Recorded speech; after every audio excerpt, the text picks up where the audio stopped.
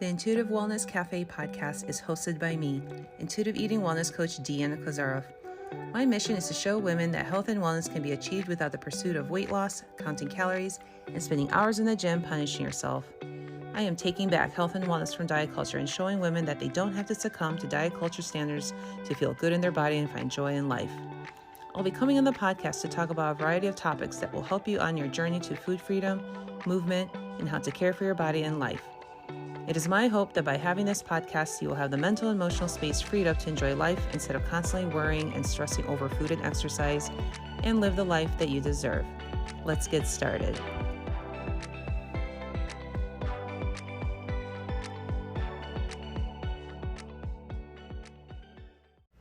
Welcome to the Intuitive Wellness Cafe podcast. I hope you are well and good.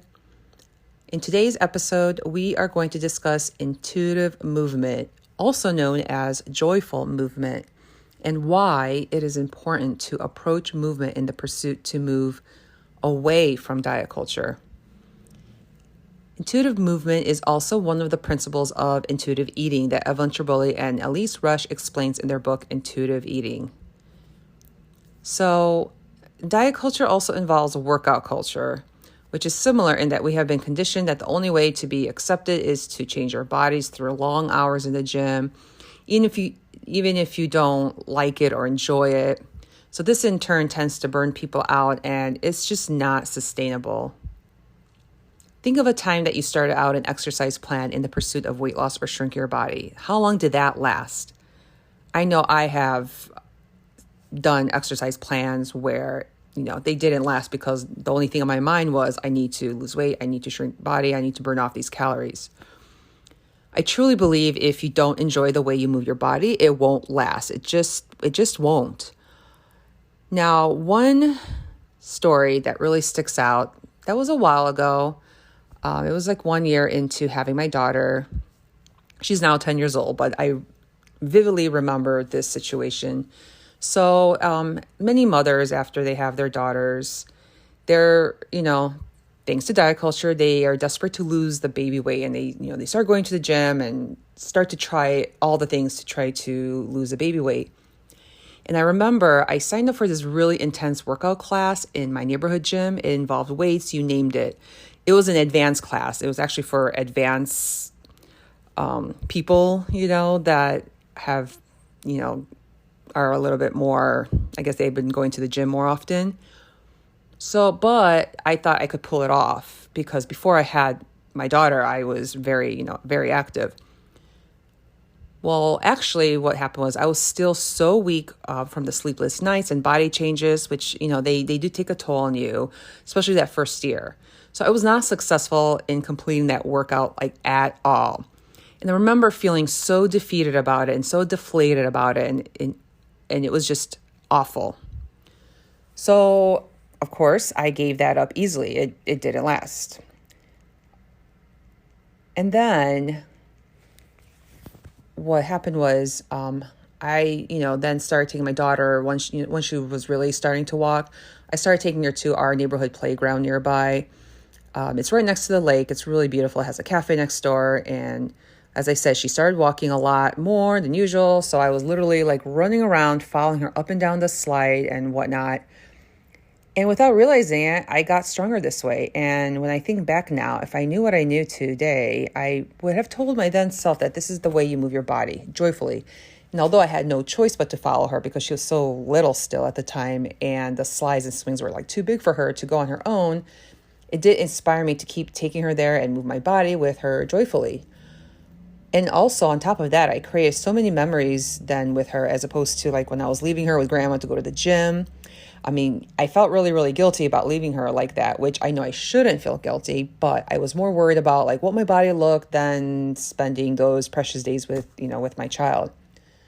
So ask yourself if the way you're moving your body is causing more stress than it is supposed to, and are you taking time away from precious memories from your loved ones in the pursuit of weight loss and shrinking your body? Maybe time to, change that. So Dr. Sears said, the best exercise is the one that you enjoy. And I live by this motto and truly believe this. When you choose the way you want to move your body joyfully, whether it's going for a walk, playing tennis, riding your bike, it will be more sustainable because you actually enjoy it. Also, there are just so many reasons aside from weight loss that we want to move our body. For example, to be able to chase our kids around, play with your dog, be able to have more strength to move furniture, to be more mobile in our later years too, so we can tie our own shoes. It's like the things that you may not even realize that are important until you cannot do them. Also, your movement can also be challenging, and that is okay. So joyful movement does not mean quote unquote easy exercise. It's not just about yoga or only walking or bar or running around, at the playground with your kid, not even that. It's not only just that. Lifting weights, running marathons, those also can be joyful too. Again, this is going to be catered to what you define as joyful movement and what feels good to you. Making time for rest is another factor in making movement more sustainable. So workout culture doesn't really believe in rest, and I think that's unfortunate. I think if you're just not up for that day, you deserve a day to rest or skip that workout. There are so many factors into why you want to skip out a workout that day. Maybe you didn't get enough sleep the night before for whatever reason. Maybe your child or a loved one is sick and you had to take care of that, or there was a big project at work that drained you. It doesn't mean that you're lazy because you skipped out on that workout. There's just so many other factors that are maybe going on as to why you cannot work out that day. So you got to cut yourself a little slack, when you decide you just want to skip a workout that day. What's most important is your overall attitude towards how you move. An idea I would like for you to try is what is called a movement menu. A movement menu. You might like more than one way to move your body, which is totally cool. So what is a movement menu? A movement menu is just exactly what the term is. It's like a restaurant menu. You choose on your list of your favorite ways to move that day. So for example, for me, my movement menu consists of walking, riding my bike, virtual bar classes, and jump roping. And the bar class that I do, like I said, it's a virtual class. I don't go in person to do those. I think there's Pure Bar. I think that one is pretty big in my city. The bar class that I do is called Movement Unmeasured. I'll put it in the show notes, the link, if you're interested in looking into that. It is actually developed by an intuitive eating coach. She believes in approaching bar also in a non-diet way. So I will definitely put in a link in that in case you're interested or you're looking into ways of moving your body without, the diet culture. And I have a free create your own movement menu template if you're interested. So I will put that link also in the show notes to click on and sign up. So if you sign up with that, you'll get the download of the movement menu, and then you can get started on forming your own movement menu. And as always, feel free to leave a review for this podcast. It really will help more people see this show. And thanks again for listening, and I will chat with you in the next episode.